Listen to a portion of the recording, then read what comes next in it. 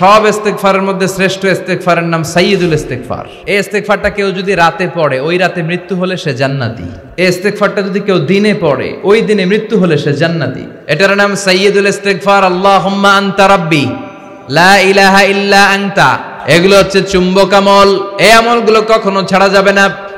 ফরজ সালাতের পরে আমরা মুনাজাত দেওয়ার জন্য পাগল হয়ে যাই, কিন্তু বিশ্বনবীর তাসবিহ পড়ার জন্য পাগল হয়ে যেতেন। প্রত্যেক ফরজ সালাতের পরে যে ব্যক্তি একবার আয়াতুল কুরসি পড়বে, তার জান্নাতে ঢোকার ক্ষেত্রে আর কোনো বাধা থাকে না। একটি জিনিস ছাড়া, সেটা হলো মরণ। সেটা কি? লোকটা মরে না তাই জান্নাতে যায় না, মরলেই জান্নাতি। এটারে আমরা বাংলাদেশে কি বলি? দোয়ায়ে মাসুরা। যেখানে ক্ষমা চাওয়া আছে ওইটারে ইস্তেগফার হিসেবে কবুল করে নেয় কে? তার মানে এটাও একটা ইস্তেগফার। এইখানে আপনি পড়েন আল্লাহুম্মা ইন্নী যালামতু নাফসি, আল্লাহ আমি অনেক জুলুম করেছি, যুলমান কাসীরা, এত বেশি জুলুম যার কোনো সীমা নাই। ওয়ালা ইয়াগফিরুয যুনুবা ইল্লা আনতা, আপনি ছাড়া আমার পাপগুলো মাফ করে দেওয়ার কেউ নাই। ফাগফিরলি মাগফিরাতাম মিন ইনদিক, নিজ গুণে আমারে ক্ষমা করে দেন। ইন্নাকা আনতাল গফুরুর রহিম, আপনি ক্ষমাশীল, আপনি মেহেরবান। ঠিক কি না? এটা যেমনি দোয়ায়ে মাসুরা, আবার এটা একটা ইস্তেগফার। শয়তান আল্লাহর চ্যালেঞ্জ দিল, আল্লাহ এত জান্নাত কেন বানালেন? আপনার বান্দাদেরকে তো জান্নাতে ঢুকাতে পারবেন না।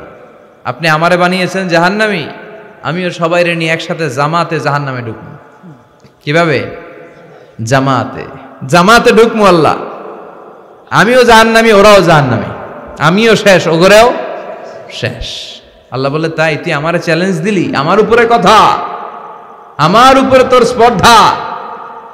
আমি তো রাজাধিরাজ, আমি সব রাজার বড় রাজা, আমার উপরে কথা চলে না, আমার উপরে কথা চলে না। তুই পাপ করাবি, ওয়াসওয়াসা দিবি, ধোঁকা দিবি, বান্দা পাপ করবে, কিন্তু যখন ক্ষমা চাইবে আমি সব মাফ করে দেব, তুই কি করবি? সুবহানাল্লাহ কবেন না? শয়তান বলে, আল্লাহ হিসাবটা এত সোজা না। লা আকুদান্না লাহুম সিরাতাকাল মুস্তাকিম।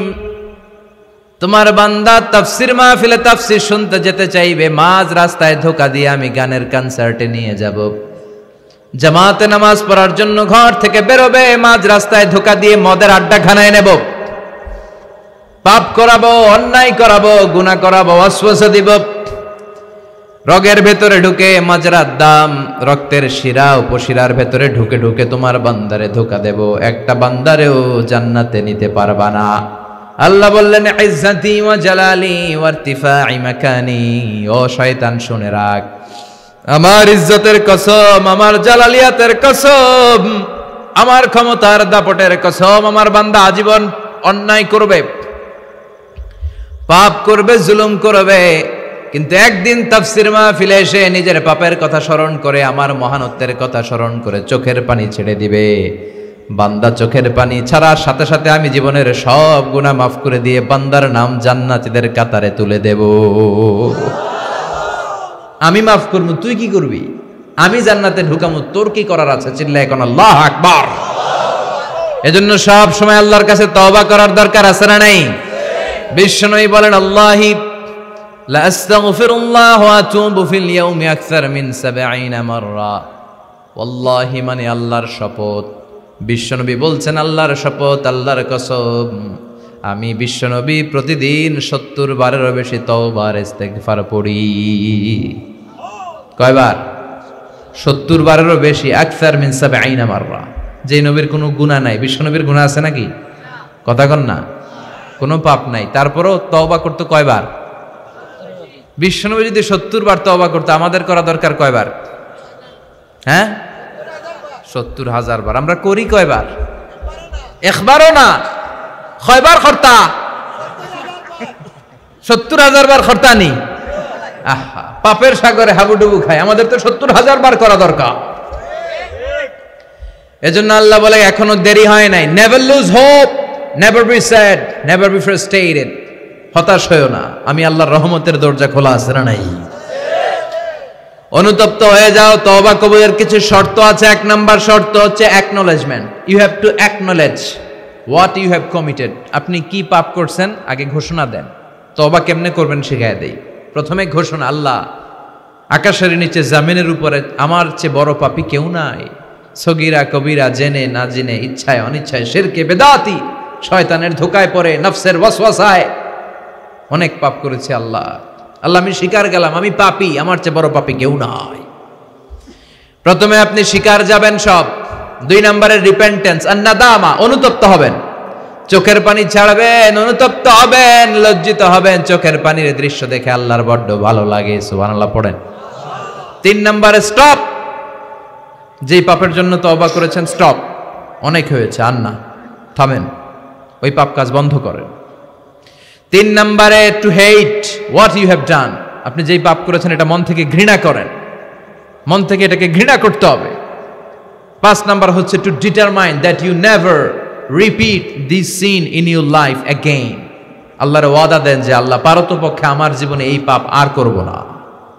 তার মানে প্রথমে আপনি স্বীকার গেলেন, 2 নম্বরে অনুতপ্ত হলেন, 3 নম্বরে পাপ কাজ বন্ধ করে দিলেন, 4 নম্বরে পাপ কাজটা মনে প্রাণে ঘৃণা করলেন, 5 নম্বরে আল্লাহর কাছে ওয়াদা দিলেন আল্লাহ আর পাপ করব না। এই 5টা শর্তের আলোকে যদি আল্লাহর কাছে তওবা করেন, তওবা কবুল করবে কে? সাইয়েদনা আদম আলাইহিস সালাম ভুল করে নিষিদ্ধ গাছের ফল খেলেন জান্নাতে, আল্লাহ দুনিয়ায় পাঠালেন, সাইয়েদনা আদম কাঁদতে শুরু করলেন, কিন্তু আল্লাহ ক্ষমা করেন না। ফাতালাক্কা আদামু মির রাব্বিহি কালিমাতিন ফাতাবা আলাইহি, এরপর আল্লাহ সাইয়েদনা আদমকে কিছু কালেমাত, কিছু বাক্য শিখিয়ে দিলেন আর বললেন, আদম এই কালেমাগুলো, এই বাক্যগুলো দিয়ে চেয়েছে আমার কাছে কাঁদো, আমি ক্ষমা করে দিব। সাইয়েদনা আদম আল্লাহর শেখানো বাক্যগুলো দিয়ে ক্ষমা চাইতে শুরু করলেন। রব্বানা যালামনা আনফুসানা ওয়া ইল্লাম তাগফির লানা ওয়া তারহামনা লানাকুনান্না মিনাল খাসিরিন।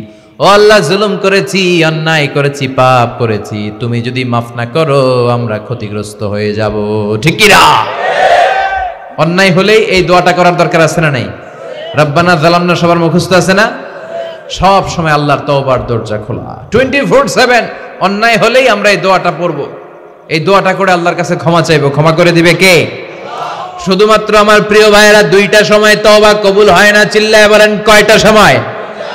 1 নম্বরে বাদাল গারগারা, মালাকুল মাউত যখন রূহ ধরে টান দেয়, মূর্ছ ব্যক্তির বড্ড কষ্ট হয়, গলা দিয়ে যখন রূহ বের হয়ে যায়, লোকটার গলায় গর গর গর গর গর গর শব্দ হয়, সে মালাকুল মাউতকে দেখে ফেলে, তখন আর তওবা করলে কবুল হবে? আপনি তো দেখেই ফেলাইছেন, সুযোগ তো অনেক পাইছেন, কাজে লাগার নাই, ঠিক কিনা? এটা হলো ফেরাউনের দশা। ফেরাউনকে যখন আল্লাহ লোহিত সাগরে ডুবাইলেন, পানি খাইতে খাইতে ফেরাউনের পেটটা এত বড়, এবার ফেরাউন হাত তুলা কয় আনা মিনাল মুসলিমিন। কি কয়? আনা মিনাল, মানে আমি মুসলমান। কত ভালো মানুষ দেখছেন, মুসলমান। ফেরাউন না যদি মুসলমান হয়, আমরা থেকে কি লাভ? কথা কন। ফেরাউন হাত তুলে বলে আনা মিনাল মুসলিমিন, আমি ভালো মানুষ। আল্লাহকে তোর মতো ভালো মানুষের দরকার নাই, তুই মর, কারণ দ্য টাইম ইজ আপ, সময় শেষ। বাদাল গারগারা, তার সময় শেষ। মুসা আলাইহিস সালামের চাচাতো ভাইয়ের নাম ছিল কারুন, বিশাল সম্পদের মালিক আল্লাহ বানিয়েছে। আমি ফেরাউনের লাশও দেখে এসেছি সচক্ষে, আবার কারুনকে যে এলাকায় আল্লাহ জামিনে দাবিয়ে দিয়েছে, ফাখাসাফনা বিহি ওয়া বিদারিহিল আরদ, ওই এলাকাটাও ফায়ুম জেলা, কায়রো থেকে 100 কিলোমিটারের মতো দূরে এই ফায়ুম জেলায় তার সব সম্পদ আল্লাহ জামিনের ভেতরে দাবিয়ে দিয়েছে। মুসা আলাইহিস সালাম বললেন, কারুন তোর তো অনেক সম্পদ, তুই আল্লাহর রাস্তায় যাকাত দে। তুই আগে তোর হৃদয়টারে খোল, এরপরে তোর হাত খুলবে। আগে হাত খুল, তোর হৃদয় খুলবে, ঠিক কিনা? সে কয় না, আমি যাকাত দিব না, কারণ এগুলো আমার আল্লাহ দেয় নাই, এটা আমি নিজে কামাইছি। ইন্নামা উতীতুহু আলা ইলমিন ইনদি, আমার ইন্টেলেক্ট, মেধার বুদ্ধি খাটিয়ে এই সম্পদের মালিক আমি হয়েছি। মুসা আলাইহিস সালাম বললেন, তাই তাহলে আযাবের অপেক্ষা কর। আল্লাহ আযাব পাঠালেন, ফাখাসাফনা বিহি ওয়া বিদারিহিল আরদ। কারণ কারণের সব সম্পত্তি আল্লাহ মুহূর্তের মধ্যে জামিনের ভিতরে ঢুকাতে লাগলেন। কারণের পা ঢুকে গেল, ঢুকতে ঢুকতে হাঁটু পর্যন্ত ঢুকে গেছে জামিনের ভেতর। কারণ ভাবছে উঠা যাব, আমারে আটকাইতে পারবে না। এরপরে কোমর পর্যন্ত গেল, কয় উঠা যাম। এরপরে গলা পর্যন্ত কয়, মুসা সব সম্পত্তি তোরে আর তোর আল্লাহরে দিয়ে দিলাম, আমারে বাঁচা, আমারে। ও মুসা, এতক্ষণ শুধু জাকাতের সম্পত্তি দেয় না, এখন কয় সব তোর, সব তোর আর তোর আল্লাহ। আমারে খালি তুই বাঁচা। এখন তওবা কবুল হবে? ওই যে আনা মিনাল মুসলিমিনের স্টাইল আছে না নাই? এজন্য এই গড়গড়ানি মৃত্যুর একেবারে ফাইনাল স্টেজ আসার আগে যদি আপনি ক্ষমা চান, ক্ষমা করবে কে? 2 নাম্বার, বাদা তুলুইশ শামসি মিন মাগরিবিহা, কিয়ামতের আগ দিয়ে পূর্ব দিক থেকে সূর্য না ওঠে, পশ্চিম দিক থেকে সূর্য ওঠা শুরু করে দিবে। তখন যদি তওবা করেন, তওবা কবুল হবে নাকি? এর আগ পর্যন্ত যখনই আল্লাহর ডাক দিয়ে তওবা করেন, তওবা কবুল করে নিবে কে?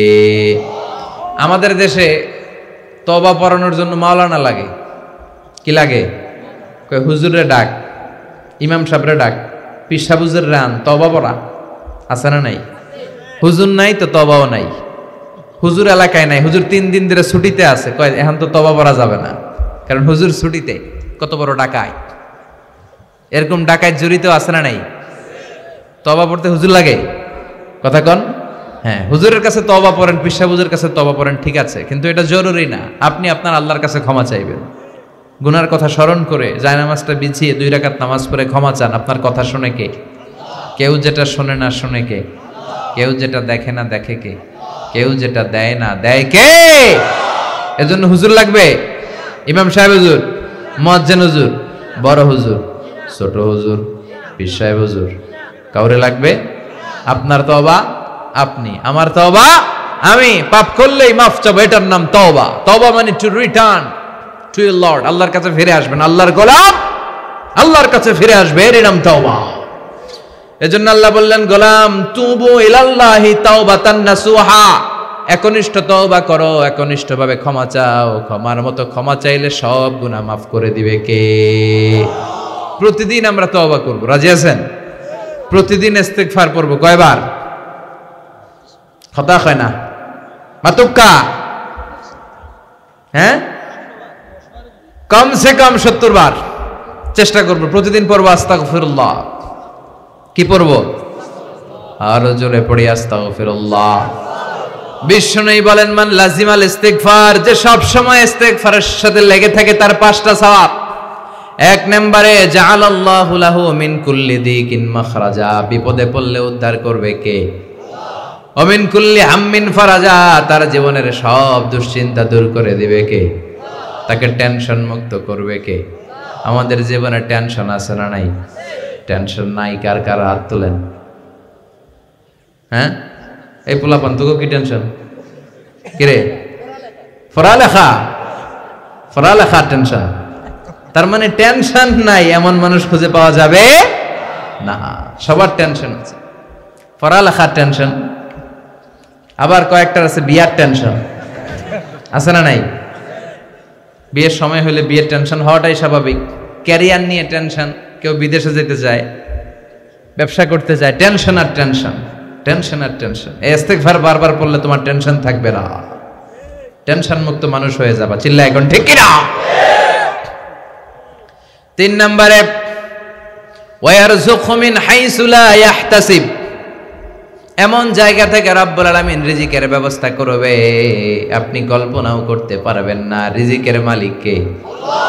আমাদের খাবারের ব্যবস্থা করে কে? আল্লাহ। এই যে আমরা পানি খাই, পানির ব্যবস্থা করে কে? মিঠা নদীর পানি আল্লাহ তোমার মেহেরবানি, সুন্দর ফুল সুন্দর ফল মিঠা নদীর পানি আল্লাহ তোমার মেহেরবানি। আলহামদুলিল্লাহ পড়েন। তার মানে সব সময় যে ব্যক্তিটা ইস্তিগফার পড়বে তার জীবনে টেনশন থাকবে না, তার জীবনে কোনো বিপদ থাকবে না, তার সব সময় রিজিকের মালিক হয়ে যাবে কে? 4 নম্বরে আল্লাহর কোনো আযাব তার উপর আসবে না, আল্লাহর কোনো আযাব তার উপর পতিত হবে। وما كان الله معذبهم وهم يستغفرون,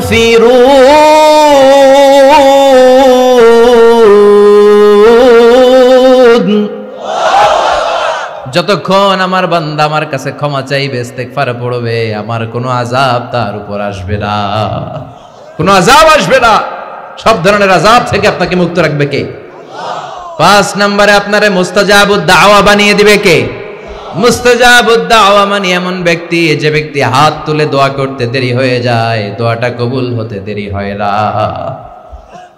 এদিকে কেউ আছেন মুস্তাজাবুদ দাওয়া, যে হুজুর আমি যখনই হাত তুলে দোয়া করি তখনই আল্লাহ কবুল করে, থাকলেও হাত তুলেন না, এই গোপন জিনিস কাউরে জানায়েন না, ভেজালে পড়বেন, মুস্তাজাবুদ দাওয়া হয়ে যাবে। আজকে বলে রাখি, ইস্তেগফার সব সময় পড়লে কি হবেন? মুস্তাজাবুদ দাওয়া। আপনি দোয়া করা মাত্র কবুল করে নিবে কে? আপনারা ইমাম আহমদ ইবনে হাম্বালের নাম শুনেছেন? হাম্বালি মাযহাবের অনেক বড় আলেম, মুহাদ্দিসুদ্দাহর। ওনার বিখ্যাত হাদিসের গ্রন্থ মুসনাদ আহমদ ইবনে হাম্বাল একক হাদিসের গ্রন্থ হিসেবে পৃথিবীর সবচাইতে বড় হাদিসের কিতাব। প্রায় 40,000-এর মতো হাদিসের কম্পাইলেশন আছে এখানে, সুবহানাল্লাহ পড়েন। এই মুহাদ্দিস ওনার শেষ জীবনে সব সময় হাদিস লেখা, হাদিস মুখস্থ, হাদিস সংগ্রহের কাজে ব্যয় করেছেন। লম্বা লম্বা সফর করতেন, দেশ থেকে দেশ, দেশান্তরে, এক দেশ থেকে আরেক দেশে তিনি সফরে যেতেন। ওনার সফরের ঘটনায় পাওয়া যায় উনি এক শীতের সিজনে হাদিস সংগ্রহের কাজে সফরে বেরিয়েছেন। প্রচণ্ড শীত। উনি এক মসজিদে ঢুকে মাগরিবের নামাজ পড়লেন, এশার সালাত আদায় করলেন। এরপরে ভাবলেন বাইরে এত শীত, যাওয়ার তো জায়গা নাই, এক কাজ করি মসজিদেই ইবাদত করে আর হাদিস পড়ে পড়ে কাটাই, ফজরের সালাত জামাতে পড়ে তারপরে বেরোবো। উনি ব্যাগ থেকে কাঁথা বের করে হাদিসের কিতাব নিয়ে পড়তে লাগলেন, কিন্তু মসজিদের দারোয়ান এসে বলে, উখরুজ মিনাল মসজিদ ইয়া শেখ, এই বুড়া মসজিদ থেকে বেরো। চিনে নাই, উনি যে এত বড় আলেমে দ্বীন মুহাদ্দিস, চিনতে পারে নাই। ইমাম আহমদ ইবনে হাম্বাল বললেন, বাবা বাইরে শীত, আমি কই যাব? আমি মুসাফির মানুষ, আমি এই মসজিদে ফজরের সালাতও পড়ব, জামাতে পড়ে তারপরে বেরোবো, রাতটা আমারে থাকতে দাও। মসজিদের দারোয়ান বলে, না মসজিদে থাকা যাবে না, বের হন। ভালো কথায় বের না হইলে ঘাড় ধাক্কা দিয়ে বের করে দেব। কি আর করা, উনি ব্যাগ নিয়ে বের হয়ে গেলেন, শীতে কাঁপছেন। হাঁটতে হাঁটতে হাঁটতে হাঁটতে বাইরে দেখলেন যে একটা বাজার, ওই বাজারে এক যুবক রুটি বানায়, সাজ রুটি বিক্রেতা যুবক। তিনি রুটি বিক্রেতার কাছে যেয়ে সালাম দিলেন, আসসালামু আলাইকুম। যুবক বলে, ওয়া আলাইকুম আসসালাম।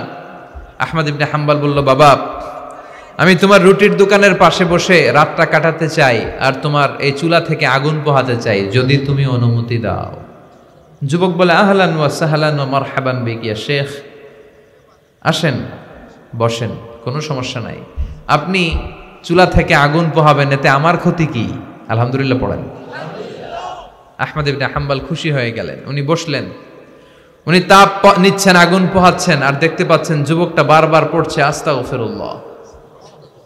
যুবকটা বারবার কি পড়ছে? আস্তাগফিরুল্লাহ। রুটি বানায় আর পড়ে আস্তাগফিরুল্লাহ। রুটি চুলায় দেয়, পড়ে আস্তাগফিরুল্লাহ। কেউ রুটি কিনতে আসলে তার কাছে রুটি তুলে দেয়, পড়ে আস্তাগফিরুল্লাহ। টাকা নিয়ে ক্যাশ বক্সে ঢুকায়, আর কি পড়ে? আবার রুটি বানাতে শুরু করে, আর কি পড়ে? ইমাম আহমদ ইবনে হাম্বাল তার এই দৃশ্যটা দেখে অবাক হলেন। তিনি প্রশ্ন করলেন, যুবক, মা লাকা ইয়া শাব দাইমান তাকরাউনা আস্তাগফিরুল্লাহ। হে যুবক, কি হলো তোমার? আসার পর থেকেই দেখতেছিস তুমি খালি পড়ো আস্তাগফিরুল্লাহ, খালি পড়ো আস্তাগফিরুল্লাহ, কেন? যুবক বলে, এই ইবাদত করে, এই ইস্তেগফারের সাথে সবসময় লেগে থাকার কারণে আমি অনেক কিছু পেয়েছি। কি পেয়েছ? সে বলতে শুরু করলো, আমি মুস্তাজাবুদ দাওয়া হয়ে গিয়েছি। মুস্তাজাবুদ দাওয়া মানে এমন লোক, যে লোক দোয়া করতে দেরি, ওই দোয়াটা কবুল হতে দেরি হয় না। ইমাম আহমদ ইবনে হাম্বাল অবাক হলেন। ফাতাআজ্জাবা আহমদ ইবনে হাম্বাল ওয়া ক্বাল, আনতা মুস্তাজাবুদ দাওয়া। অবাক হলেন আর বললেন, বলো কি, তুমি মুস্তাজাবুদ দাওয়া? তুমি জীবনে যা দোয়া করেছো সব কবুল হয়েছে? যুবক বলে, হ্যাঁ, আমি জীবনে যত দোয়া করেছি সব দোয়া কবুল হয়েছে, একটা দোয়া ছাড়া। শুধু একটা দোয়া কবুল হয় না, বাকি সব দোয়া চাওয়া মাত্রই কবুল করে নিয়েছে কে? এবার আহমদ ইবনে হাম্বালের কিউরিসিটি আরো বেড়ে গেল। আহমদ ইবনে হাম্বাল বললেন, বলো কি, সব দোয়া কবুল, আবার একটা দোয়া কবুল হয় নাই, এটা কোন দোয়া রে বাবা? এবার যুবক বলতে শুরু করলো, আমি আল্লাহর কাছে খুব চেয়েছি যে আল্লাহ, শুনেছি এই জামানার সবচেয়ে বড় মুহাদ্দিসের নাম নাকি আহমদ ইবনে হাম্বাল। আল্লাহ, আমি মরার আগে ওনার সাথে একবার দেখা করে মরতে চাই। আমি ওনার হাতে হাত রেখে ওনার কাছে বায়াত হতে চাই, ওনার সাথে মুসাফা করতে চাই, আর ওনার কপালে একটা চুমু দিতে চাই। এই কথা শুনে ইমাম আহমদ ইবনে হাম্বল আর ধৈর্য ধারণ করতে পারলেন না, চোখের পানি ছেড়ে দিলেন। বললেন, যুবক, তোমার এই দোয়াটাও আল্লাহর কাছে কবুল হয়েছে, এই দোয়াটাও কবুল হয়েছে। আনা আহমদ ইবনে হাম্বল, আমি আহমদ ইবনে হাম্বল, মুহাদ্দিসুদ দাহর, এই জামানার সবচাইতে বড় মুহাদ্দিস। আমার সাথে দেখা করার জন্য আমার দরবারে তোমার যাওয়ার দরকার নেই, আমাকে আল্লাহ তোমার দরবারে নিয়ে এসেছে। এজন্য বারবার বারবার সব সময় যদি ইস্তেগফারের সাথে আপনি লেগে থাকেন, আপনারে মুস্তাজাবুদ দাওয়া বানিয়ে দিবে কে? আমি অনেক জায়গায় ইস্তেগফার নিয়ে বয়ান করেছি। এবছর সিলেটে আপনাদের এই প্রোগ্রামে আসার সময় আমি যখন ঢাকা এয়ারপোর্টে, অনেক যুবকরা দৌড়ে এসেছে, হুজুর আপনি মিজানুর রহমান আজহারি না? আমি বলি, হ্যাঁ আমি মিজানুর রহমান আজহারি। বলে, হুজুর আপনার আলোচনা শুনে আমার জীবনে অনেক পরিবর্তন হয়েছে। আর হুজুর আরেকটা কথা, এখন কিন্তু আমি অবসর সময় পাইলে খালি করি আস্তাগফিরুল্লাহ। আমার এসে বলতে শুরু করলো, একজন না এরকম কয়েকজন এসে বলতেছে, হুজুর আমি কিন্তু সব সময় সুযোগ পেলে আস্তাগফিরুল্লাহ পড়ি, সুযোগ পেলে অবসরে ইস্তেগফার পড়ি। ও যুবক, ইস্তেগফার পড়ে তুমিও মুস্তাজাবুদ দাওয়া হতে পারো, অবসর সময়টাকে কাজে লাগাও। গাড়ির জন্য বসে আছি, বাজারের ব্যাগ হাতে নিয়ে যাচ্ছি, অবসর সময় ঘুম আসে না, কি পড়বো? প্রাণ ভরে মন ভরে পড়েন তো আস্তাগফিরুল্লাহ, আবার পড়েন আস্তাগফিরুল্লাহ, আরো জোরে আওয়াজ করে পড়েন আস্তাগফিরুল্লাহ। ইস্তেগফার পড়ার অনেকগুলো পদ্ধতি আছে, সবচেয়ে ছোট ইস্তেগফার হচ্ছে এটা, আস্তাগফিরুল্লাহ। এছাড়া আপনি পড়তে পারেন আস্তাগফিরুল্লাহ আল্লাযী লা ইলাহা ইল্লা হুয়াল হাইয়ুল কাইয়্যুম ওয়া আতুবু ইলাইহি। এই ইস্তেগফারটা যদি কেউ পড়ে, জিহাদের ময়দান থেকে ফিরে আসা কবিরা গুনাহ, আল্লাহ বলে জিহাদের ময়দান থেকে ফিরে এসে কবিরা গুনাহ করেছে, এই লোকও যদি এই দোয়া পড়ে তার গুনাহ মাফ করে দিবে কে? আবার সাইয়েদনা আবু বকর বললেন, ইয়া রাসূলুল্লাহ আল্লিমনি দুআআন আদউ বিহি ফি সালাতি, এমন একটা দোয়া, এমন একটা ইস্তেগফার আপনি আমারে শিক্ষা দেন যেই দোয়াটা আমি নামাজে সালাম ফেরানোর আগে পড়ব। বিশ্বনবী বললেন, তুমি পড়ো, আল্লাহুম্মা ইন্নী যালামতু নাফসি যুলমান কাসীরান ওয়া লা ইয়াগফিরুয যুনুবা ইল্লা আনতা ফাগফিরলি মাগফিরাতাম মিন ইনদিক ইন্নাকা আনতাল গফুরুর রহিম। সুবহানাল্লাহ পড়েন। এটাও কিন্তু একটা ইস্তেগফার, জানেন? এটাও ইস্তেগফার। যেখানেই ক্ষমা চাওয়ার ঘটনা আছে, যেখানে ক্ষমা চাওয়া আছে, ওইটারে ইস্তেগফার হিসেবে কবুল করে নেয় কে? তার মানে এটাও একটা ইস্তেগফার। এইখানে আপনি পড়েন, আল্লাহুম্মা ইন্নী যালামতু নাফসি, আল্লাহ আমি অনেক জুলুম করেছি, যুলমান কাসীরা, এত বেশি জুলুম যার কোনো সীমা নাই, ওয়ালা ইয়াগফিরুয যুনুবা ইল্লা আনতা, আপনি ছাড়া আমার পাপগুলো মাফ করে দেওয়ার কেউ নাই। ফাগফিরলি মাগফিরাতাম মিন ইনদিক, নিজ গুণে আমারে ক্ষমা করে দেন। ইন্নাকা আনতাল গফুরুর রহিম, আপনি ক্ষমাশীল, আপনি মেহেরবান। ঠিক কি না? এটারে আমরা বাংলাদেশে কি বলি? দোয়ায়ে মাসুরা। কি বলি? এটা যেমনি দোয়ায়ে মাসুরা, আবার এটা একটা ইস্তেগফারও। এজন্য ক্ষমা চাইতে চাইলে এটাও পড়বেন। আর এই সব ইস্তেগফারের মধ্যে শ্রেষ্ঠ ইস্তেগফারের নাম সাইয়্যিদুল ইস্তেগফার। যত ইস্তেগফার হতে পারে, বুখারীর বর্ণনা, এর মধ্যে সবচেয়ে শ্রেষ্ঠ ইস্তেগফারের নাম, কথা বলেন, মুখস্থ আছে? কার কার আছে দেখি? হাত তুলুক্কা, তুলুক্কা, তুলুক্কা, অল্প কয়েকজনের আছে। কইলে মনে হইব, কইলে মনে হইব তার। তো এটা হচ্ছে সর্বশ্রেষ্ঠ ইস্তেগফার। এই ইস্তেগফারটা কেউ যদি রাতে পড়ে, ওই রাতে মৃত্যু হলে সে জান্নাতি। এই ইস্তেগফারটা যদি কেউ দিনে পড়ে, ওই দিনে মৃত্যু হলে সে জান্নাতি। এটার নাম সাইয়্যিদুল ইস্তেগফার। আল্লাহুম্মা আনতা রাব্বি লা ইলাহা ইল্লা আনতা খালাকতানি ওয়া আনা আবদুক ওয়া আনা আলা আহদিকা ওয়া ওয়া'দিকা মাস্তাতা'তু আউযু বিকা মিন শাররি মা সানা'তু আবুউ লাকা বিনি'মাতিকা আলাইয়া ওয়া আবুউ বিযামবি ফাগফিরলি ফাইন্নাহু লা ইয়াগফিরুয যুনুবা ইল্লা আনতা। সুবহানাল্লাহ পড়েন। এটা মুখস্থ করতে রাজি আছেন? যাদের মুখস্থ নাই, স্মার্টফোন ব্যবহার করেন না আপনারা? ওখানে গুগলে সার্চ বক্সে খালি লিখবেন সাইয়্যিদুল ইস্তেগফার, সাথে সাথেই চলে আসবে। মুখস্থ করতে রাজি আছেন সবাই? সবাই রাজি? এগুলো হচ্ছে চুম্বক আমল। এই আমলগুলো কখনো ছাড়া যাবে না। ফরজ সালাতের পরে আমরা মুনাজাত দেওয়ার জন্য পাগল হয়ে যাই, কিন্তু বিশ্বনবীর তাসবিহ পড়ার জন্য পাগল হয়ে যেতে। আমরা ফরজ সালাতের পর আল্লাহুম্মা আমিন ইয়া আরহামার রাহিমিন আছে না নাই? বিশ্বনবী এগুলো করতেন না। মোনাজাত দেওয়া জায়েজ আছে, কিন্তু বিশ্বনবী যেটা করতেন ওটা হচ্ছে তাসবিহ পড়তেন। কি পড়তেন? সালাম ফেরানোর পরে বিশ্বনবী পড়তেন আস্তাগফিরুল্লাহ 3 বার। কয়বার? চিল্লায় বলেন। 3 বার আস্তাগফিরুল্লাহ পড়তেন। 33 বার সুবহানাল্লাহ, 33 বার আলহামদুলিল্লাহ, 34 বার আল্লাহু আকবার। এগুলো পড়ে না। ফরজ সালাতের পরে আয়াতুল কুরসি মুখস্থ আছে না? বিশ্বনবী বললেন মান ক্বারা আয়াতুল কুরসি দুবুরা কুল্লি সালাতিন মাকতুবাতিন লাম ইয়ামনাহু মিন দুখুলিল জান্নাতি ইল্লাল মাউত। প্রত্যেক ফরজ সালাতের পরে যে ব্যক্তি একবার আয়াতুল কুরসি পড়বে তার জান্নাতে ঢোকার ক্ষেত্রে আর কোনো বাধা থাকে না, একটি জিনিস ছাড়া, সেটা হলো মরণ। সেটা কি? লোকটা মরে না তাই জান্নাতে যায় না, মরলেই জান্নাতি। পড়বেন সবাই নাকি আল্লাহুম্মা আমিন? হ্যাঁ, কি পড়বেন? আয়াতুল কুরসি। রাজি আছেন? ফরজ সালাতের পরে তাসবিহগুলো পড়ার দরকার আছে না নাই? বিশ্বনবী বলেন বেশি বেশি তওবা করো, ইস্তিগফার পড়ো, আর জিহ্বাটারে জিকির দিয়ে ভিজিয়ে রাখো। লা ইয়াজালু লিসানুকা রাতবান মিন যিকরিল্লাহ। আল্লাহর জিকির ছাড়া একটা মুহূর্ত যেন না কাটে। ঠিক কি না? আবার আল্লাহ বললেন ওয়াজকুর রাব্বাকা ফি নাফসিকা তাদাররুআন ওয়া খীফা দুনাল জাহরি বিল কওলি বিল গুদুই ওয়াল আসাল ওয়ালা তাকুম মিনাল গাফিলিন। ওয়াজকুর রাব্বাকা ফি নাফসিক। আল্লাহর জিকির করো মনে মনে। কিভাবে? মনে মনে। তাদাররুআন ওয়া খীফা, বিনয়ের সাথে, গোপন ভাবে, চিল্লা ফাল্লা করে নয়। আমাদের দেশে চিল্লা ফাল্লার জিকির আছে না নাই? হেই হই হেই হই। হ্যাঁ, কি বসেন বৈশা যান? কি বিপদ রে ভাই, এটা কি এক বিপদের জামানায় আসলাম। সব জায়গায় বৈশা যান না। এই বৈশা যান সিস্টেমে জিকির করা যাবে? লাফালাফি করে জিকির করা যাবে? মাথায় এদিকে ধুলানো যাবে? হেই হো হেই হো আছে না নাই? আলহামদুলিল্লাহ জুরিতে এগুলো ঢুকে নাই।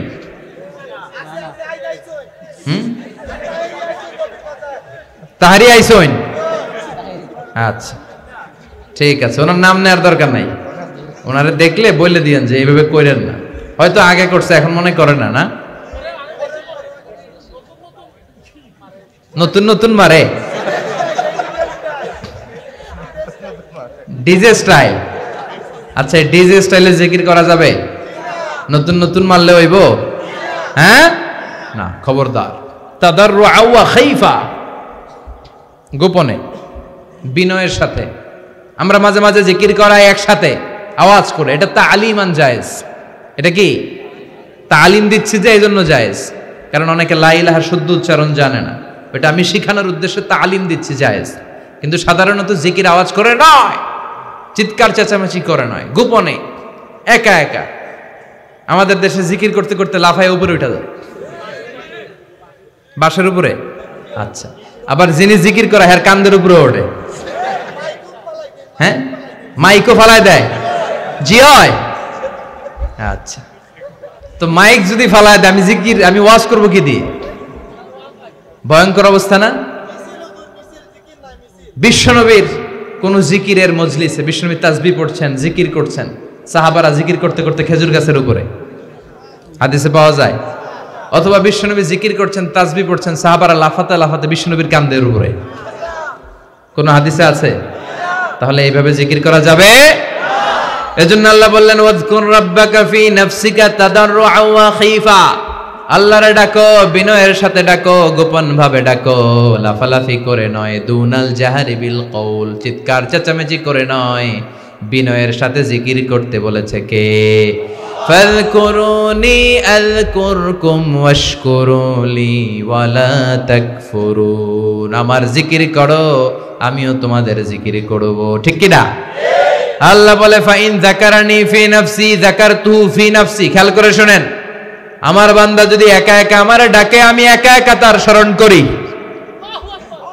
ওয়া ইন যাকারানি ফি মালাইন যাকারতুহু ফি মালাইন খায়রিম মিনহু। আর বান্দা যদি মহাসমাবেশে অনেক লোক নিয়ে আমি আল্লাহর জিকির করে, আমাকে স্মরণ করে, আমি এর চাইতেও শ্রেষ্ঠ একটা মহাসমাবেশ ফেরেশতাদেরকে নিয়ে করে তারপরে বান্দারে স্মরণ করি। আমার বান্দা যদি আমার দিকে 1 বিঘত আসতে চায়, আমি আমার বান্দার দিকে 1 হাত চলে যাই। বান্দা যদি এক হাত আমার দিকে আসতে চায়, আমি আমার বান্দার দিকে দুই হাত চলে যাই। ওয়া ইন আতানি ইয়ামশি ইয়াতাইতুহু হারওয়ালা, বান্দা যদি আমার দিকে হেঁটে হেঁটে আসতে চায়, আমি আমার বান্দার দিকে দৌড়ে দৌড়ে যাই। কি আল্লাহ আমরা পাইছি, আমরা হেঁটে আসতে চাইলে উনি দৌড়ে আসে, আমরা এক বিগত আসলে উনি এক হাত আসে। আল্লাহু আকবার। এজন্য বিষ্ণু বললেন, খবরদার জিকির দিয়ে জিহ্বাটারে ভিজিয়ে রাখো। সবচাইতে শ্রেষ্ঠ জিকির হচ্ছে লা ইলাহা, লা ইলাহা,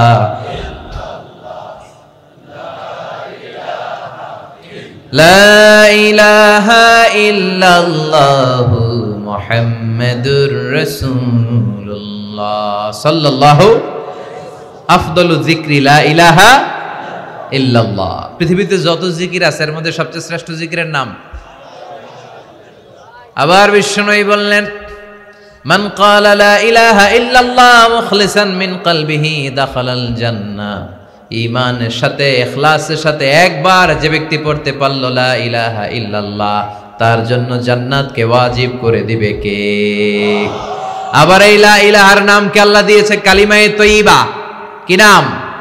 দারাবাল্লাহু মাসালান কালিমাতান তয়্যিবাতান কাশাজারাতিন তয়্যিবাতিন আসলুহা সাবিতুন ওয়া ফারউহা ফিস সামাই। সুবহানাল্লাহ পড়ে। কালিমায়ে তয়্যিবা আসলুহা সাবিত, এটার গোড়াটা শক্ত মজবুত, এটার শেকড়টা মজবুত, আর এটার শাখা প্রশাখা গোটা বিশ্বে ছড়িয়ে গেছে। চিল্লায় বলেন ঠিক কি না?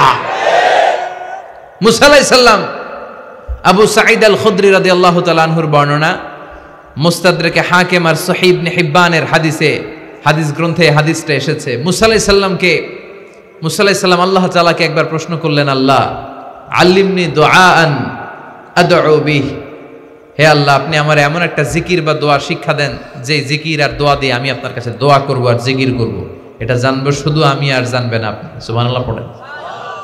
মুসা আলাইহিস সালাম এরকম অবাক করা অনেক প্রশ্ন আল্লাহর জীবনে করেছে। একবার প্রশ্ন করছে আল্লাহ, আয়াগলিবুকান নাওমু, আপনার ঘুমে ধরে না? কি প্রশ্ন? আল্লাহ আপনার ঘুমে ধরে না? মুসা আলাইহিস সালাম ভাবছে আমি সারাদিন কাজ করলে আমার মনে ঘুমে ধরে, আল্লাহরও তো ঘুমে ধরার কথা। আল্লাহ বললেন, দুইটা গ্লাস নাও, পানি ভরো, তুর পাহাড়ের উপরে দাঁড়াও। মুসা আলাইহিস সালাম পানি ভর্তি গ্লাস নিয়ে তুর পাহাড়ের উপর দাঁড়িয়ে রইলেন। আল্লাহ বললেন, মুসা দাঁড়িয়ে থাকো। মুসা আলাইহিস সালাম বললেন, আল্লাহ আমি জিজ্ঞেস করলাম কি, আমনে করতে কোন কি? আমি জিজ্ঞেস করলাম আয়াগলিবুকান নাওমু, আপনার কি ঘুম পায় না? আমি তো সারাদিন ছাগল চড়াই। মা মিন নাবিয়িন ইল্লা রাআল গানাম, এমন কোন নবী ছিল না যে নবীরা ছাগল চড়ায় নাই। আল্লাহ সারাদিন ছাগল চড়ালে বিকেলে তো আমি থাকতেই পারি না ঘুমে, তো আপনার কি ঘুমে ধরে না? আল্লাহ বললেন, নো টক, কথা নাই, পানি ভর্তি গ্লাস নিয়ে দাঁড়িয়ে থাকো। আর ঘুম রে আল্লাহ ডেকে বললেন, ঘুম তুই মুসারে ধর। কি বললেন? মুসাকে ধর। ঘুম যে মুসা আলাইহিস সালামকে ধরছে, আর মুসা আলাইহিস সালাম একবার ডানে কাত হয় একবার বায়ে, ঘুমের ঠেলায় আর থাকতে পারে না, উল্টায় পড়ছে, গ্লাসে উল্টায় পড়ছে, গ্লাসগুলো ভেঙে খান খান হয়ে যায়। আল্লাহ বললেন, মুসা বেশি কিছু হেফাজতের দায়িত্ব দেই নাই, শুধুমাত্র পানি ভর্তি দুইটা গ্লাস হেফাজতের দায়িত্ব দিয়েছিলাম, ঘুমের কারণে টিকাতে পারো নাই, ভেঙে ফেলেছ, খান খান হয়েছে। আমি আল্লাহ যদি তোমার মতো ঘুমিয়ে যেতাম, গোটা বিশ্বটা একটার সাথে আরেকটা লাগে পুরো পৃথিবীটা খান খান হয়ে যেত রে মুসা। লা তাখুযুহু সিনাতু ওয়ালা নাওম, never sleep or slumber overtakes him. আল্লাহর ঘুমে তো ধরেই না, ঘুমের আগে যে ঝিমুনি আসে তন্দ্রা, ওইটাও ধরে না। আল্লাহু আকবার। মুসা আলাইহিস সালাম আল্লাহর প্রশ্ন করলেন, আল্লাহ এমন একটা জিকির শিক্ষা দেন যে জিকিরটা কেউ জানবে না, জানবো আমি আর আপনি। আল্লাহ বললেন, মুসা তুমি পড়ো লা ইলাহা ইল্লাল্লাহ। মুসা আলাইহিস সালামকে আল্লাহ একটা কথা কইলেন, আমি কইলাম স্পেশাল একটা দোয়া, স্পেশাল একটা জিকির, এক্সক্লুসিভ, যেটা আমি আর আপনার মধ্যে, আপনি শুনবেন আমি ডাকবো, কেউ জানবে না। আল্লাহ বললেন, এইটাই এক্সক্লুসিভ, এর চেয়ে এক্সক্লুসিভ নাই, এর চেয়ে এক্সক্লুসিভ হতে পারে না। লাউ তাদাউ লা ইলাহা ইল্লাল্লাহ ফি কাফা, মুসা এই লা ইলাহাকে যদি এক পাল্লায় রাখো, ওয়াস সামাওয়াত সাবউস সামাওয়াত ওয়াল আরদিন, সাত আকাশ সাত জমিন যদি আরেক পাল্লায় রাখো, লা রাজাহাত কাফাতু লা ইলাহা ইল্লাল্লাহ, মুহূর্তের মধ্যে দেখবা লা ইলাহার পাল্লাটা ভারী হয়ে গেছে। এজন্য লা ইলাহার চেয়ে শ্রেষ্ঠ জিকির নাই। লা ইলাহা হলো গোটা বিশ্বের সবচাইতে শ্রেষ্ঠ জিকির। একবার লা ইলাহা পড়লে তার জন্য জান্নাতকে ওয়াজিব করে দেয় কে? Every night and every day, every night and every day, never forget to say লা ইলাহা ইল্লাল্লাহ, never forget to say la ilaha illallah। সুবহানাল্লাহ পড়েন। রাতে দিনে সব সময় মুখে থাকবে কি? চিল্লায় বলেন, মুখে থাকবে কি? আবার বিশ্বনবী বললেন, আহাব্বুল কালাম ইলাল্লাহি আরবা, আল্লাহর কাছে সবচাইতে প্রিয় কথা চারটি। চিল্লায় কোন কয়টি? সুবহানাল্লাহ, আলহামদুলিল্লাহ, লা ইলাহা ইল্লাল্লাহ, আল্লাহু আকবার। এই চারটার যেটা দিয়ে তোমার শুরু করতে মনে চায় করো, কবুল করে নিবে কে? আল্লাহর কাছে সবচাইতে প্রিয় কথা এই চারটি। আবার আব্দুল্লাহ ইবনে আমর ইবনে আল-আস বলেন, রাআইতু রাসূলুল্লাহি সাল্লাল্লাহু আলাইহি ওয়াসাল্লাম ইয়াকিদু তাসবিহা বিয়ামিনিহি, আমি বিশ্বনবীকে ডান হাতের আঙ্গুলের গিরা এরকম তাসবিহ পড়তে দেখেছি। সুবহানাল্লাহ পড়েন। ডান হাত তুলেন সবাই। ফ্যানটা কোথায়? ফ্যানটা ছিল যে, খুব গরম। হাত তুলছেন ডান হাত, এবার এই যে এরকম গিরার মধ্যে ধরেন আমার মতো, এভাবে ধরে সুবহানাল্লাহ সুবহানাল্লাহ সুবহানাল্লাহ সুবহানাল্লাহ। নামাজের পরে পড়বেন তো সবাই। আব্দুল্লাহ ইবনে আমর ইবনে আল-আস তিনি বলেছেন, আমি আল্লাহর রাসূলকে এই ডান হাতের গিরার মধ্যে এইভাবে সুবহানাল্লাহ সুবহানাল্লাহ পড়তে দেখেছি। সুবহানাল্লাহ পড়েন। এই গিরাগুলো আপনার পক্ষে আল্লাহর কাছে সাক্ষী দিবে। চিল্লায় বলেন ঠিক কি না? এজন্য বিশ্বনবী বলতেন, সব সময় যেন জিহ্বাটা আল্লাহর জিকির দিয়ে ভিজা থাকে। সব সময় আল্লাহর কাছে হাত পেতে চাইবা। বেশি বেশি দোয়া করলে লাভ না লস। বিশ্বনবী বলতেন, দোয়া ও মুখুল ইবাদা, দোয়া হলো ইবাদতের নির্যাস।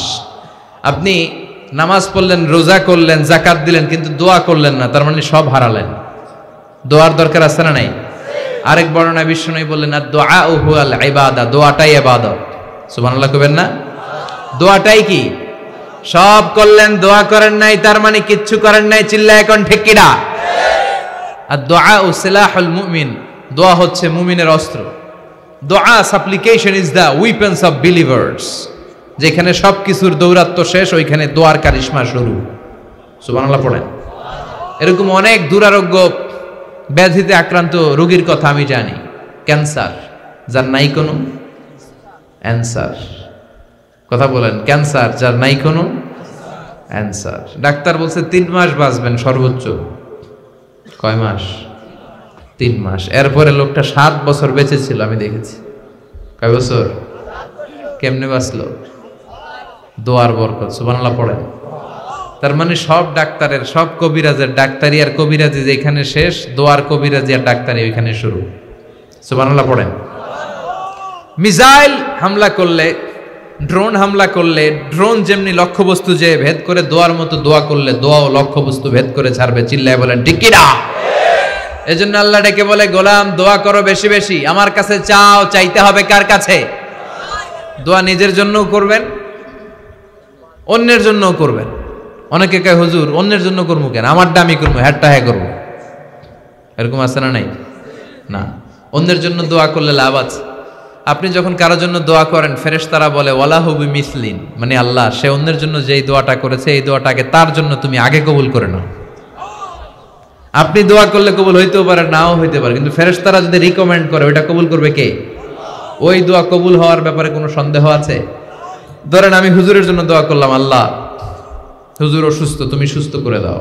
ফেরেশতারা বলবে, আল্লাহ যে দোয়া করতেছে এর যদি কোনো রোগ থাকে, আগে এর সুস্থ করে দাও। আমি বললাম, আল্লাহ আমার ভাইটা বড় দরিদ্র, টাকা পয়সা নাই, নিঃস্ব, আর্থিক সমস্যা, আল্লাহ আমার ভাইয়ের আর্থিক সমস্যা তুমি দূর করে দাও। ফেরেশতারা বলে, আল্লাহ যিনি দোয়া করে তার যদি আর্থিক সমস্যা থাকে, তার সমস্যা আগে দূর করে দাও। তাহলে অন্যের জন্য দোয়া করলে লাভ না লস? দোয়া করবেন নিজের নেক আমলের ওসিলা দিয়ে। কিসের ওসিলা? তবে এমন নেক আমল, যে নেক আমলটা শুধু একমাত্র আল্লাহর সন্তুষ্টির জন্য করেছিলেন, পৃথিবীর কাউরে দেখানোর জন্য নয়। এরকম কিছু নেক আমল প্রত্যেকের জীবনে থাকার দরকার আছে না নাই? যেটা আমি একজনের খুশি করার জন্য করেছি, তিনি কে?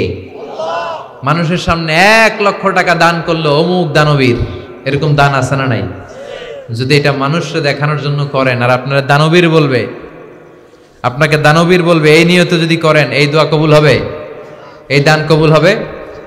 কথা বলেন, এই দান কখনো কবুল হবে না। তার মানে যেটাই করবেন একনিষ্ঠতার সাথে, ঠিক কিনা?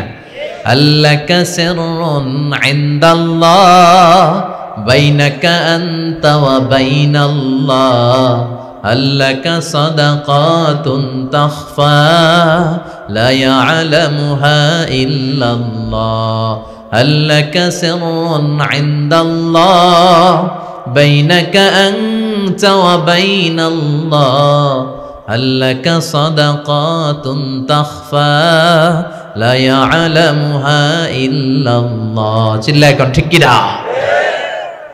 আল্লাকা সিররুন ইনদাল্লাহ বাইনাকা আনতা ওয়া বাইনাল্লাহ, তোমার আল্লাহ আর তোমার মাঝে এমন কোন গোপন কোন জিনিস বা ইবাদত আছে নাকি যেটা আল্লাহ ছাড়া কেউ জানে না?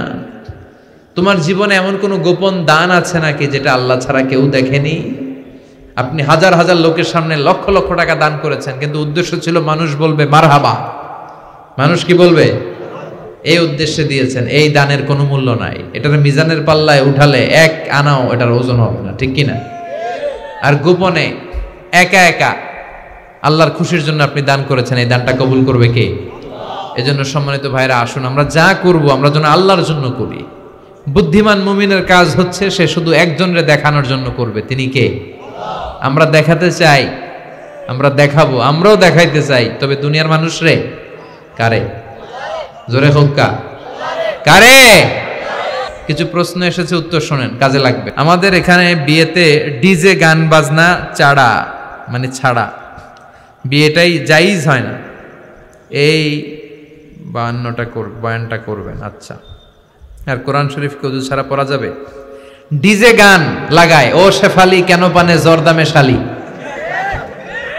তোকে দেখে গাই যে আমি রিমিক্স কাওয়ালি। এটা এখন অবশ্য শুনি না আমি, আর 2-1 বছর আগে আমি সব সময় শুক্রবারে কোথাও গেলে জুমাবারে খালি এটা বাজে। আমি বললাম কি রে, শেফালিটাকে? হুজুর এটা এই দেশের শেফালি না, এটা ইন্ডিয়ান শেফালি। আছে না নাই? তো ভাষার জন্য আমরা দেশকে শহীদ করলাম, বাংলা ভাষার জন্য, কিন্তু এই বাংলার ভিতরে ঢুকছে এখন হিন্দি। আছে না নাই? না, বিয়েতে আপনি কি করতে পারবেন? উৎসব করতে পারবেন, তবে প্রাপ্তবয়স্ক নারী পুরুষরা নয়, ছোট বাচ্চারা, ছোট বাচ্চা ছেলেমেয়েরা নাচ গান করবে। আর একটু বাজনাও বাজাতে পারবেন, তবে এটা দফ দিয়ে। কি দিয়ে? ঢোল দিয়ে নয়, হারমোনিয়াম দিয়ে নয়, গিটার দিয়ে নয়, বাঁশি দিয়ে নয়। বিশ্বনবী বলেছেন আলিনু আন-নিকাহা বিদ্দুফুফ, দফ বাজিয়ে ব্যান্ড পার্টি করে, দফের ব্যান্ড পার্টি করে বিয়ের ঘোষণা দাও, যাতে মানুষ বুঝে যে এখানে বিয়ে হতে যাচ্ছে।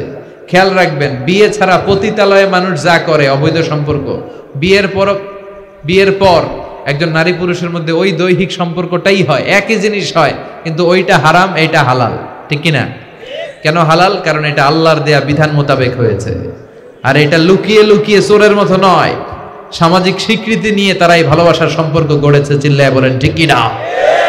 এজন্য বিয়েটা হালাল, আর হালালে বরকত দেয় কে? আর অবৈধ সম্পর্ক হারাম, হারামে কোনো বরকত আছে? তার মানে এই ডিজে গান বাজনা এগুলো করা যাবে না। হাই বিটের যে গানগুলা লাগায় ছেলে মেয়েদের এমনি ডান্স দিতে মনে চায়, আছে না নাই? এগুলো বাজানো যাবে না। তবে হ্যাঁ, বিয়েতে একটু অনুষ্ঠান করা যাবে, গায়ে হলুদ লাগানো যাবে, তবে নারীরা ওইখানে কোনো পুরুষ থাকতে পারবে না। শুধু বিয়েতে কেন, এমনিও হলুদ লাগানো যায়। যারা রূপচর্চা করে, স্কিনের ব্যাপারে সচেতন, গায়ের স্কিনটাকে সৌন্দর্য যারা বাড়াতে চান, তারা হলুদ লাগাতে পারেন। বুখারীতে একটা হাদিসে এরকম হলুদের বর্ণনা আছে, আপনি লাগাতে পারেন। তবে ওইখানে কোনো পুরুষ যেতে পারবে গায়ে হলুদের অনুষ্ঠানে? না। পুরুষরা বসে ওখানে খাবে, নারীদেরটা নারীরা। ওখানে নারী পুরুষের সংমিশ্রণ হলে তৃতীয় পক্ষ চলে আসে, সেটার নাম শয়তান। চিল্লায় কর ঠিক কিনা? আল্লাহ আমাদেরকে বোঝার তৌফিক দান করুক, আমরা পড়ি আমিন। কোরআন শরীফ কি ওযু ছাড়া পড়া যাবে? মুখস্থ পড়া যাবে, মুখস্থ ওযু ছাড়া পড়া যাবে। অনেকে প্রশ্ন করে, হুজুর দুরুদ শরীফ কি ওযু ছাড়া পড়া যাবে? হ্যাঁ, পড়া যাবে। আপনি মুখস্থ দুরুদ ওযু ছাড়া পড়তে পারবেন। অনেকে বলে, হুজুর আল্লাহর জিকির কি ওযু ছাড়া পড়া যাবে? হ্যাঁ, পড়া যাবে। কোরআন মুখস্থ ওযু ছাড়া পড়া যায়, কিন্তু কোরআনের আয়াত ধরা যায় না। কোরআনের আয়াত ধরতে হলে অজু লাগে, ঠিক কিনা? লা ইয়ামাসসুহু ইল্লাল মুতাহহারুন, অজু ছাড়া এই কোরআনকে স্পর্শ করা যায় না। তবে কোরআনের তাফসীর পড়তে পারবেন, কোরআনের তাফসীর পড়তে পারবেন, কোরআনের ট্রান্সলেশন পড়তে পারবেন, কিন্তু সেরেফ কোরআন যেটা, হ্যাঁ, এটা অজু ছাড়া উপর দিয়ে ধরা গেল, এই আয়াতগুলো ধরা যাবে না। আয়াতগুলো ধরা যাবে? ধরা যাবে না। আল্লাহ বুঝার তৌফিক দান করুক, আমরা পড়ি আমিন। সুদের বিষয়ে বলবেন, সুদ খেলে ইবাদত কবুল হবে কিনা? সুদ ভয়ঙ্কর, আল্লাহ এবং আল্লাহর রাসূলের বিরুদ্ধে যুদ্ধে নামার নামান্তর। নাউজুবিল্লাহ পড়েন। 70টা গুনাহ, সবচেয়ে নিম্নমানের গুনাহ হচ্ছে আইয়ানকাহার রাজুলু উম্মাহ, ব্যক্তি তার নিজ মাকে বিয়ে করবে, নিজ মার সাথে জিনা করার অপরাধ। নাউজুবিল্লাহ পড়বেন না? তাদেরকে রক্তের গঙ্গায় ছেড়ে দেয়া হবে জাহান্নামে। এই গরম টকবকে রক্তের পানিতে ওরা সাঁতার কাটতে কাটতে যখন পারে আসতে চাইবে, ফেরেশতারা আবার পাথর মারবে, ওই পাথরে ওদের নাক মুখ ছিটকে উল্টে ওরা সাগরে পড়বে, আবার আসতে চাইবে, এরকম চলতেই থাকবে। এজন্য সুদের সাথে মুমিনের কোনো সম্পর্ক নাই। কিয়ামতের দিন যারা সুদখোর ছিল এদেরকে চিনা যাবে, এরা পাগলের মতো মাতালের মতো উঠবে। জিনে ধরলে ভূতে ধরলে লোকগুলো যেরকম লাফায় আর কাঁপে আর নাচে, কিয়ামতের দিন এগুলো কাঁপতে কাঁপতে উঠবে, দেখেই বোঝা যাবে এগুলো সুদখোর। এজন্য সুদের সাথে আমাদের কোনো সম্পর্ক নাই। কনভেনশনাল যে ব্যাংকিং সিস্টেম আছে এগুলো বন্ধ করে দেন। সরকারি যে ব্যাংক, ইসলামী ব্যাংক ছাড়া যে ব্যাংকগুলো আছে, এই ব্যাংকিংগুলো বন্ধ করে আপনারা ইসলামী ব্যাংকিং এর প্রতি নিজেদেরকে সম্পৃক্ত করবেন। ইসলামী ব্যাংক লিমিটেড যেটা আছে, আল আরাফা ইসলামী ব্যাংক, শাহজালাল ইসলামী ব্যাংক, এই জাতীয় যত ব্যাংক আছে এই ব্যাংকগুলোতে আপনারা ব্যাংকিং করবেন। তাহলে আস্তে আস্তে সরকারও তাদের ব্যাংকিং সিস্টেমে ইসলামী ব্যাংকিং সিস্টেম ঢুকাতে বাধ্য হবে। সরকারকে এই কাজে বাধ্য করতে হবে, চিল্লায় এখন ঠিক কিনা? এজন্য সুদি কোনো লেনদেনে আমরা যাব না, আল্লাহ তৌফিক দাও। আমাদের এলাকার অনেক হুজুর জর্দা খান, খিতাল লাগি খান, আপনারা ইতা বালা না, ইতা সারি দাও। জর্দা খাওয়া কি জায়েজ? আপনার মতামত কি? ডক্টর জাকির নায়েকের লেকচার শুনেছিলাম, জর্দা তামাক খাওয়া যাবে না, আপনার মতামত জানতে চাই। জি, ডক্টর জাকির নায়েক ঠিকই বলেছেন, জর্দা তামাক খাওয়া যাবে না।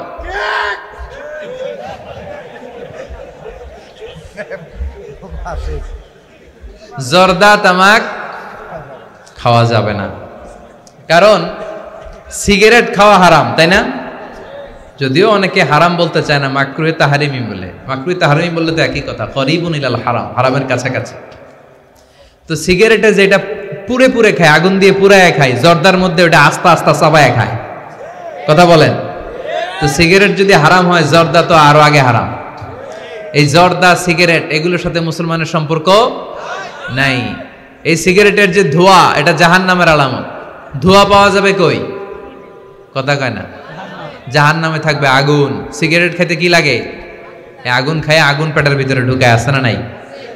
পৃথিবীতে সিগারেটটা এমন একটা খাবার, এই একটা খাবারে শুধু টয়লেটে বসে খাওয়া যায়। কথা কোক্কা, তাই না? সিগারেট ছাড়া কোনো জিনিস কেউ কোনোদিন টয়লেটে বসে খায় না, শুধু সিগারেটই খায়। আবার সিগারেট হয় টোবাকো প্ল্যান্টস থেকে, মানে তামাক পাতা থেকে। তামাক গাছ আসেনি এখানে? তামাক গাছ যেখানে চাষ করে ওইখানে কোনো বেড়া দেওয়া লাগে না, ওটা ছাগলও খায় না, ছাগলেও খায় না, ছাগলও মুখ দেয় না। তো যেটা ছাগলে খায় না ওইটা আশরাফুল মাখলুকাত খেতে পারে? কথা বলেন। আচ্ছা, পৃথিবীর এইটাই একমাত্র পণ্য যে পণ্যের গায়ে এই পণ্যের বদনাম আর দুর্নাম লেখা থাকে। এটার গায়ে লেখা থাকে স্মোকিং কজেস ক্যান্সার, ধূমপান কর্কট রোগের কারণ, ধূমপান করলে ক্যান্সার রোগ হয়, আছে না নাই?